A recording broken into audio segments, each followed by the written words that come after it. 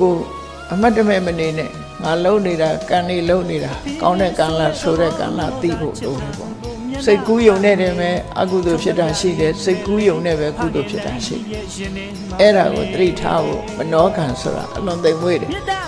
စေရနာဟံဘိခွေကမ္မဝရမိလို့ဆိုကြတော့လည်းပဲစေရနာတစ်ခုတည်းကိုကံပြောတာမဟုတ်ဘူးမနောကံတို့ကြတော့စေရနာမပါဘဲနဲ့လည်းကံဖြစ်တယ်နော်အထူးသဖြင့်သိမ်မွေ့တဲ့မနောကံအကုသိုလ်ကဘာလဲလို့ဆိုလို့ရှိရင်အလုံးကိုသိမ်မွေးတယ်တမလွန်ဘဝကိုမယုံပါဘူးကောင်းတာလုပ်လဲကောင်းတာမဖြစ်ပါဘူးဆိုတဲ့မိစ္ဆာဒိဋ္ဌိအမြင်ပဲဖြစ်တယ်နော်မိဘကိုပြုစုလို့ကြွေးလို့အကျိုးမရှိပါဘူးမိဘကိုစော်ကားရင်လည်းအပြစ်မဖြစ်ပါဘူးလို့နောက်ဘဝဆိုတာမရှိဘူးကုသိုလ်အကုသိုလ်ရဲ့အကျိုးမရှိဘူးလို့ဆိုတဲ့ဒီအမြင်ကိုကိုယ့်အမြင်ကို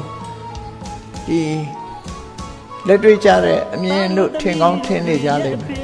အဲ့ဒီအမြင်မျိုးကိုလက်ခံယုံကြည်ကျင့်တတ်ပြီဆိုရင်တော့အဲ့ဒါမိစ္ဆာဒိဋ္ဌိပဲမနောကံနဲ့မိစ္ဆာဒိဋ္ဌိ